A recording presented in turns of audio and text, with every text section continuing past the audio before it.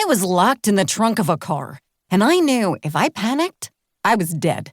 I mean, okay, even if I didn't panic, there was a good chance I was dead anyway. But keeping a cool head gave me the best chance of survival. I grimaced as I tried to focus. My whole body was sore. That was an after effect of the taser, though I was actually kind of getting used to it by now. My head hurt. When the two men had shoved me into the trunk, they'd hit my head on the frame, and now it felt like someone had stabbed a screwdriver directly between my eyes. My mouth, hands, and feet were duct-taped. I struggled against the tape that bound my hands behind my back, but it was no use. Under me, the floor of the car began to vibrate. The engine was running. They were driving me somewhere. I felt around for my phone. Nothing. That wasn't exactly a surprise. They weren't dumb enough to let me keep it. That would have been all too easy. So, instead, I closed my eyes, ignored the pounding in my head, and focused on the road. The car turned right. That meant we were back on the highway. We stopped, the engine idling for a few seconds. Then, another right.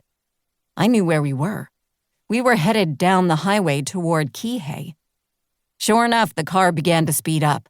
I had about 20 minutes to find a way out of here before I was dead.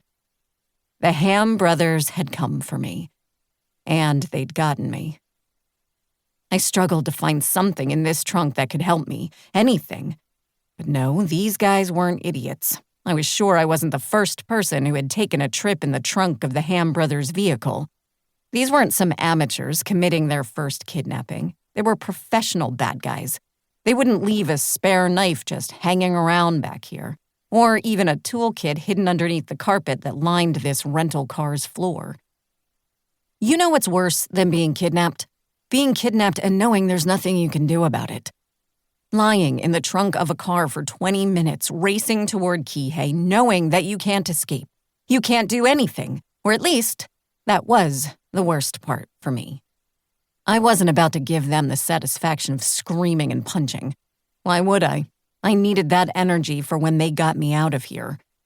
So, I lay there, every second feeling like an hour, knowing that we were getting closer and closer to a death that would not be quick and painless. Even the route we were taking made that obvious.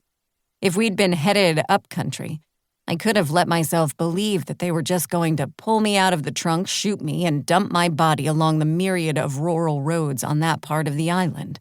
But no. Kihei was much more populated than that, which meant they had a plan. The odds were good they were planning on taking their time with me.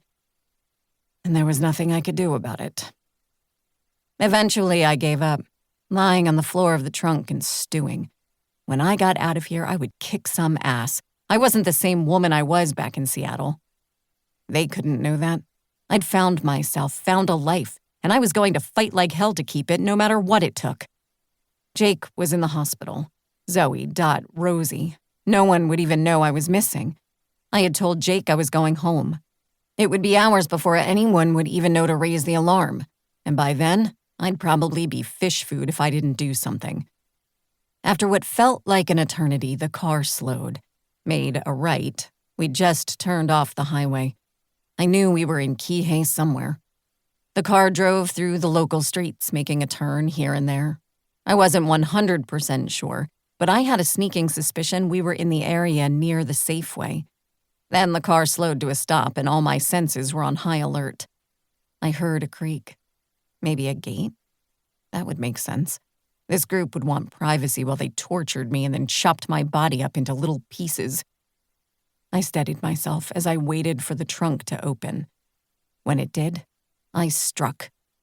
The trunk clicked. A bit of light streamed through a slit. And as soon as it got larger, I kicked out at one of the men with my bound feet. I nailed him in the stomach and he let out a gasp, stumbling backward as he clutched his abdomen. The other guy growled and reached forward. He grabbed me by the hair, holding the taser in front of me. "Bitch, give me another excuse to use this." The first man coughed deeply a couple of times. "Use it. She deserves it, fucking bitch. She's dead once Braden gets here anyway. He said not to hurt her until then." to keep listening to this audiobook. I've left you a link in the description so you can do it, at no cost thanks to Audible's 30-day free trial.